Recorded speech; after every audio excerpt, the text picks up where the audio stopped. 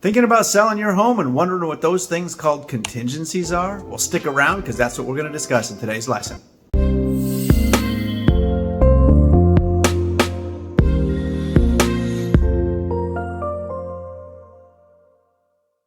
Okay, so let's start with the basics. What are contingencies in real estate?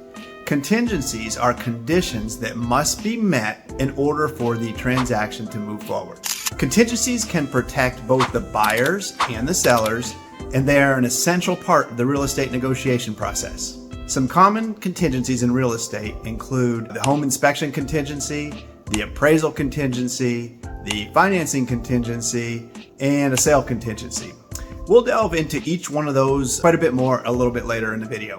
But first, we're going to discuss why these contingencies are so important and how they serve a vital role in the real estate transaction process.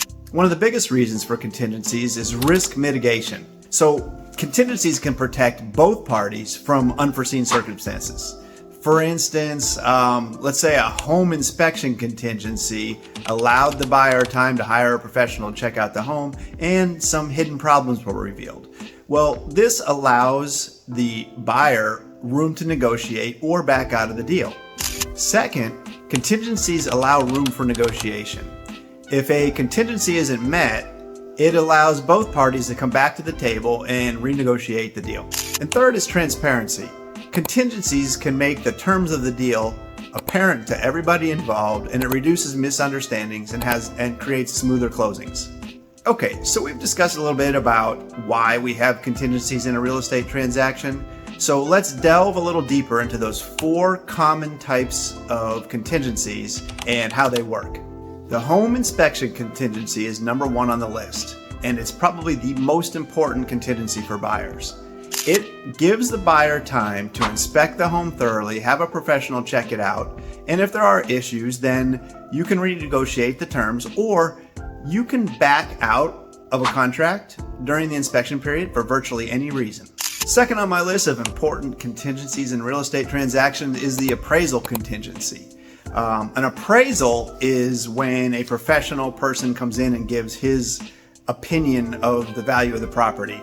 And what an appraisal contingency does is it allows the buyer to back out of the deal or renegotiate the deal if the appraiser determines that the value of the home is not what the purchase price is. If the buyer is financing the purchase of the property, then the next contingency is also very important. It's the financing contingency.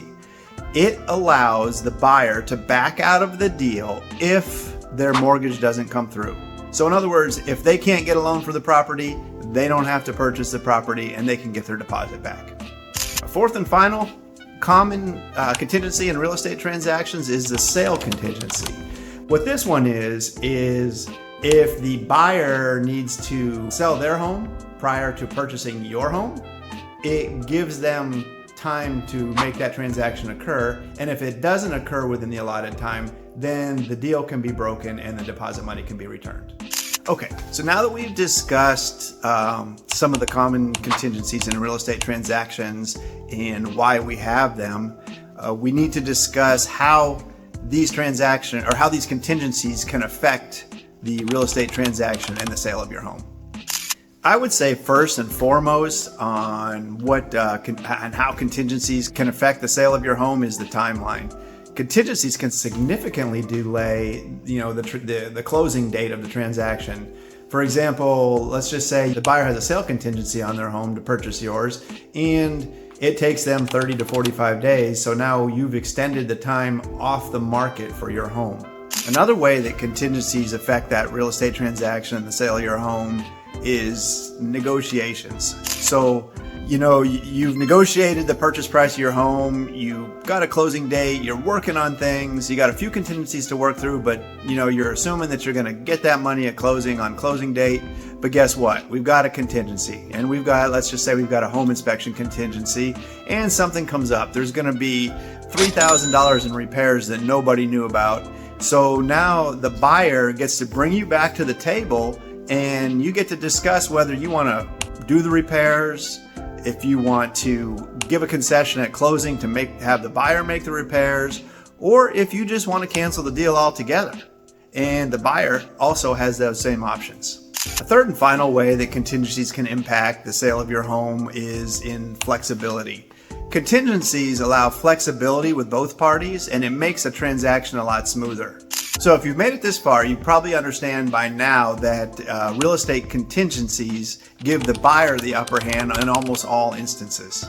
So now I want to discuss with you how you as a seller can manage the contingency process and how you can turn it to your advantage. I'm going to say this one time, probably the best way to manage contingencies effectively is to disclose honestly. And by that, I mean, as a seller, you need to disclose everything you know about that home, whether good, bad, things you've repaired, things you haven't repaired, things that need to be repaired. If you disclose honestly, you're going to have a lot less things pop up during the contingency period for the sale of your home. Another effective management technique for dealing with real estate contingencies is to set realistic timelines. It's important to be upfront with your realtor and let them know what the time frame you have is for completing this transaction.